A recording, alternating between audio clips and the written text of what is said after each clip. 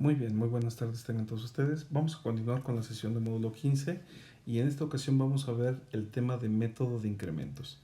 Antes de tocar el tema de métodos de incrementos, me conviene mucho retomar un poquito del ejemplo anterior que vimos sobre las ecuaciones cuadráticas. En el libro de módulo 1 les ponen un ejemplo sobre un objeto que se deja caer desde una cierta altura de un edificio. Aquí estoy poniendo la figura junto con los datos. La altura desde donde se deja caer el objeto es de 78.4 metros de altura, ¿sí? Y como el hecho es que se deja caer, significa que tiene una velocidad inicial de cero. También tenemos que considerar que como va a tener una aceleración constante, se va a tomar el efecto de la gravedad, que va a ser de menos 9.8 metros sobre segundo al cuadrado, ¿sí? Ahora bien, la ecuación cuadrática que aplica para lo que es la caída libre es la siguiente. Sería distancia en función del tiempo, o mejor dicho, ddt, va a ser igual a un medio de la gravedad por el tiempo al cuadrado más la velocidad inicial por el tiempo más la distancia o altura inicial, ¿sí? Ahora bien, el segundo término se nos va porque la velocidad inicial vale cero y eso resume por mucho nuestra ecuación, ¿sí? Si sustituyo el valor de la gravedad como menos 9.8 entre el 2 que se encuentra en la ecuación cuadrática, me va a quedar de la siguiente manera. Sería distancia o altura en función del tiempo va a ser igual a menos 4.9 de tiempo al cuadrado más la distancia inicial o altura, que sería 78.4. Y entonces ya tenemos aquí nuestra primera ecuación cuadrática que me describe la posición de esta partícula en función del tiempo, conforme pasa el tiempo, ¿sí? Bien, eso para poderlo graficar ya lo vimos en el video anterior. Aquí solamente voy a poner la parte de la gráfica que nos es útil. Permítanme tantito. Voy a poner un sistema cartesiano. Aquí está, ¿sí?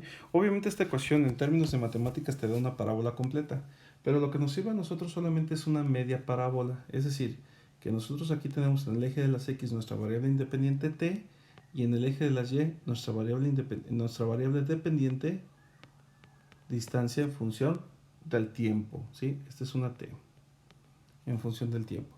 Y cuando graficamos en el video anterior nos quedaba algo así.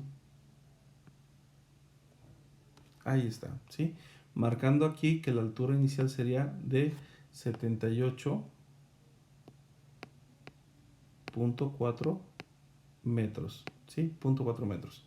Y poco a poco, conforme se iba incrementando en el tiempo, conforme van avanzando los segundos, llega a una altura de cero, ¿sí? Esta es la parte que nos interesa a nosotros. Ahora bien, cada punto que nosotros podamos obtener, por ejemplo, no sé, en este punto o en este otro punto, simplemente nos marca la relación de la distancia, de la altura de la partícula, conforme ha pasado el tiempo. Y el problema que nos están solicitando es calcular la velocidad a los 2 segundos en función de, o iniciando desde esta ecuación. Entonces, como esta es una gráfica de distancia, no podemos utilizar o no podemos hacer un cálculo directo de la velocidad. Entonces, ¿qué es lo que vamos a hacer? Primero vamos a considerar algunos temas de la física, ¿sí? La velocidad, en su fórmula más sencilla, sabemos que va a ser igual a la distancia sobre el tiempo. Sin embargo, este tipo de condiciones se da solamente cuando la velocidad es constante.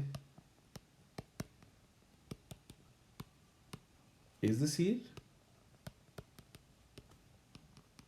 no tiene aceleración.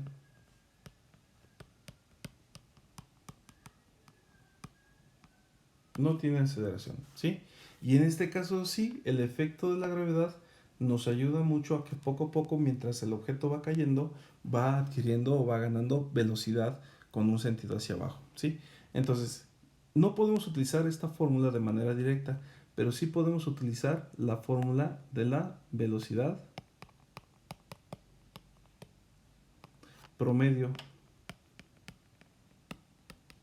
¿sí? que es muy parecida, se sigue evaluando la distancia sobre el tiempo, pero se hace bajo dos medidas importantes. Por ejemplo, de manera aleatoria, desde donde tenemos el tiempo t igual a 0 hasta el tiempo donde cae, voy a escoger de forma aleatoria un tiempo inicial. Lo voy a agarrar aquí, ¿sale? Tengo un tiempo inicial.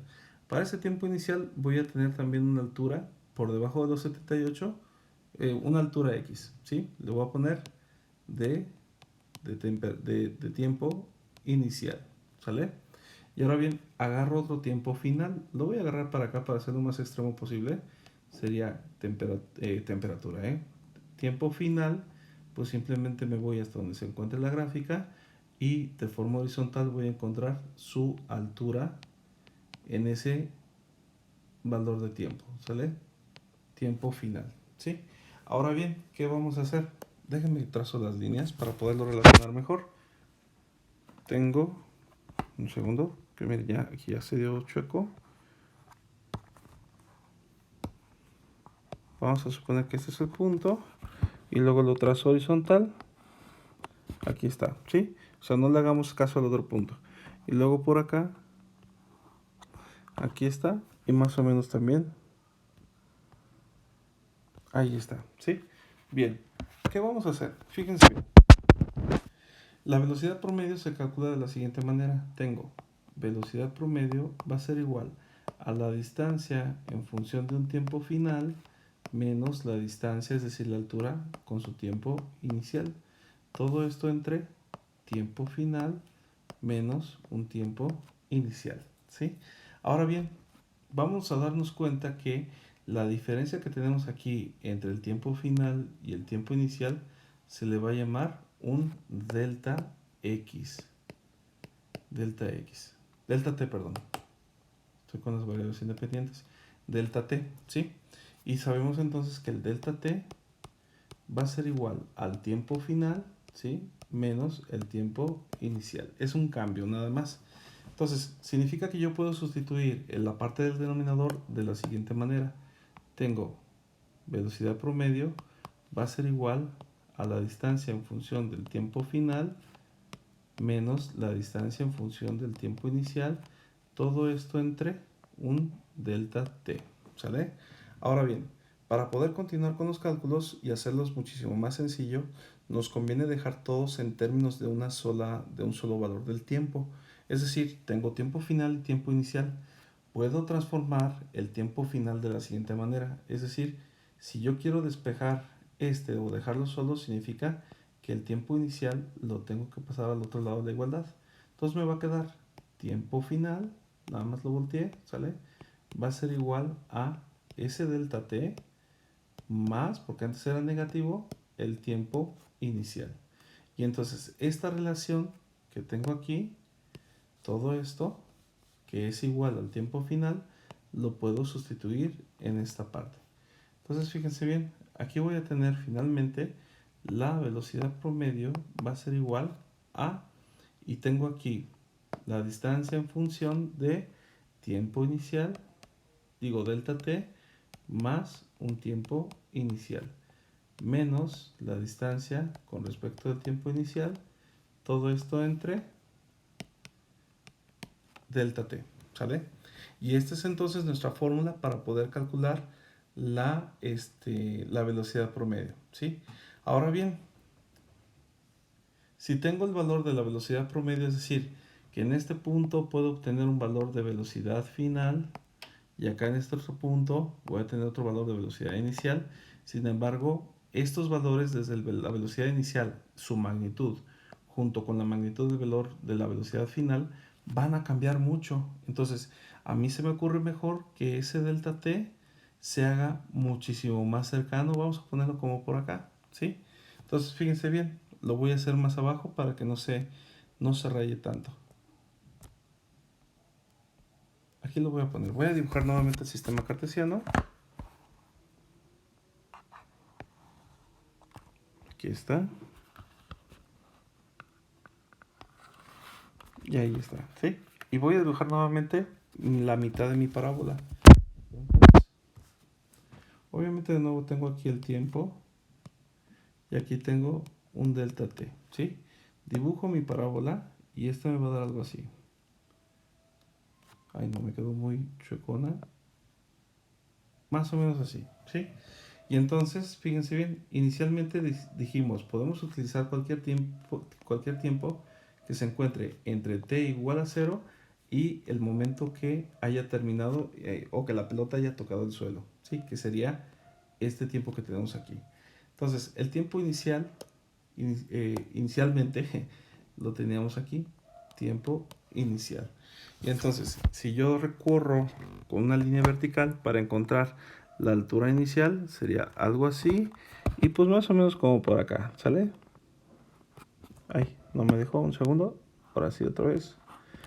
Más o menos muy cercano a la altura inicial porque estábamos muy pegados a cero. Pero yo les había dicho, si en lugar de hacer el espacio entre el tiempo final y el tiempo inicial está muy grande y lo hago lo más pequeño posible, lo más pegado, por ejemplo aquí, si lo hago aquí, tiempo final, perdón, que la segunda separación sea tiempo final, pues yo puedo trazar otra línea vertical, ¿sí? Y puedo obtener un valor que a lo mejor sería muy cercano, pero inferior, ¿sale? Inferior a el inicial con el tiempo inicial. Es decir, de un punto más alto voy a tener la distancia en el tiempo inicial, vamos a suponer por aquí, y por aquí abajito en una segunda división voy a tener, déjenme borrar aquí que me faltó el paréntesis, sería distancia por el tiempo inicial, y abajito, justo abajito tendríamos la distancia en el tiempo final. Y el hecho de que esta parte es importantísima, el hecho de que esta separación cada vez lo hagas más pequeño, imagínense que esto todavía lo podamos hacer todavía muchísimo más pequeño. ¿Qué tanto? Que prácticamente estén pegados, que se vea prácticamente una sola línea. Y entonces, para hacerlo lo más pequeño posible, perdón, entre estas distancias que se están detectando, sale cada vez más pequeño, vamos a poder llegar no solamente de la velocidad promedio, sino a una velocidad instantánea. Entonces, la velocidad